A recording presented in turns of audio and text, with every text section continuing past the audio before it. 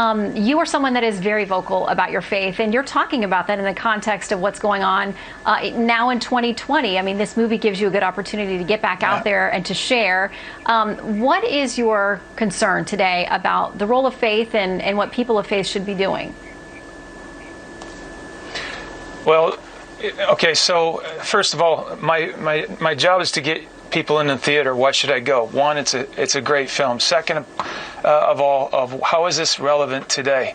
Well, it's relevant because we have this thing called cancel culture, and if Christians don't watch it, it will be canceling Christianity as well, because a lot of our pastors, okay, our bishops, our priests, they're laying right over. They let their churches being burned. All right. How do we know that? Well, it's right there in the news. Statues being ripped down. They don't say anything. And I watched a movie that Mel Gibson did, Braveheart, when you have the English who's the bad guys against the Scots. But the real bad guys were the guys that were collaborating.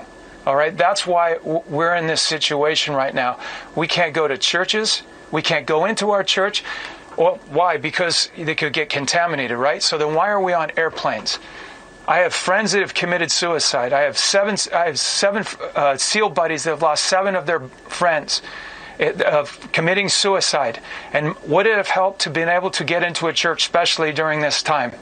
Absolutely. And is it good for mental illness? Yes, it is. And so the collaborators in our faith, all right, this is where the persecution starts. You've got to have guys inside your faith that won't stand up to the governors, they will not stand up to the mayors. And that's why the Gospels are very much alive right now. Okay, so there are many of us, I got to play Jesus. Some of us love Peter or Paul. But there are many of us right now that are flat out Judases, okay? Or they're Pontius Pilates, or they're the Pharisees, okay? And it's a bloody shame if you can't tell the difference between a priest, a bishop, or a politician. It's really sad, but this is called lukewarmness. And Christ has a very special place for them, and they know it. Well, we're out of time, and there's so many different ways that we could go there, but it is important for us to be sharing our faith and serving others in this really difficult time and speaking out. Jim, thank you very much for being with us. Check out the movie Infidel. Thank you. That's it for us from here in D.C. We'll see you back here tomorrow. I'm Shannon Breen.